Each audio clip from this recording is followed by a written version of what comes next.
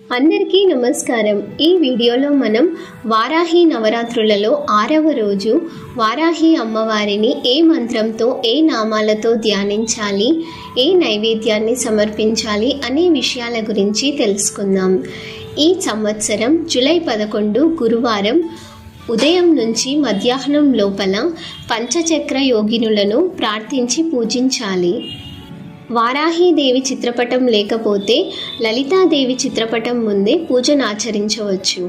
ధ్యాన శ్లోకం: హ్రీంకారాసన గర్భితానలశిఖాం సౌం క్లీం కలాం బిభ్రతీం సౌవర్ణాంబరధారిణీం వరసుధా దౌతాం త్రినేత్రోజ్వలాం వందే పుస్తకపాశమంకుశధరాం స్రగ్భూషితాముజ్వలాం త్వాం గౌరీం త్రిపురాం పరాత్పరకళాం శ్రీచక్ర సంచారిణీం.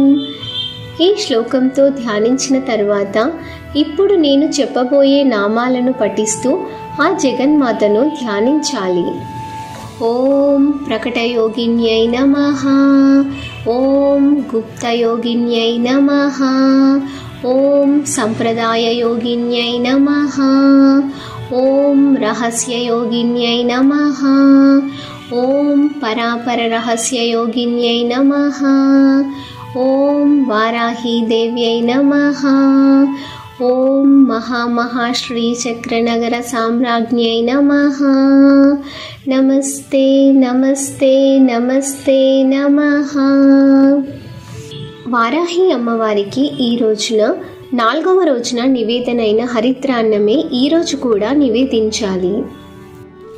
శ్రీ లలితా సహస్రనామంలో సిద్ధ విద్య సిద్ధమాత అనే 472 473 నామాలుండును.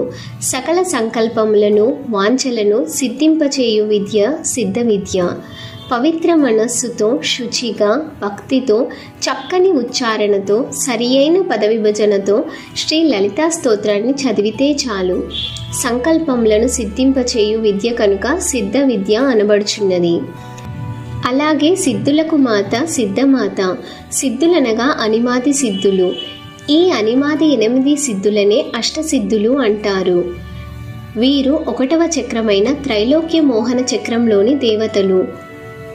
ఒకటి తన స్వరూపాన్ని చిన్నదిగా చేసుకోవడాన్ని అనిమా సిద్ధి, 2 పెద్దదిగా చేసుకోవడాన్ని మహిమా సిద్ధి, 3 శరీరాన్ని బరువు చేసుకోవడం గరిమా సిద్ధి, 4 తేలికగా చేసుకోవడం లఘిమా సిద్ధి, 5 జ్ఞానేంద్రియ సాయంతో దూర విషయాన్ని గ్రహించడం ప్రాప్తి సిద్ధి, 6 అభీష్టములను నెరవేర్చుకోవడం ప్రాకామ్య సిద్ధి, 7 తన శక్తి సామర్థ్యాలను ఇతరుల యందు కలిగించడం ఈశిత్వ సిద్ధి, 8 సర్వం తనకు వశమవడం వశిత్వ సిద్ధి.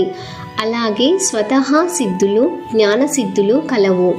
ప్రతి జీవిని కంటికి రెప్పలా కాపాడే తల్లి ఆజ్ఞాచక్ర అధిష్టాన దేవత అయిన సిద్ధమాత.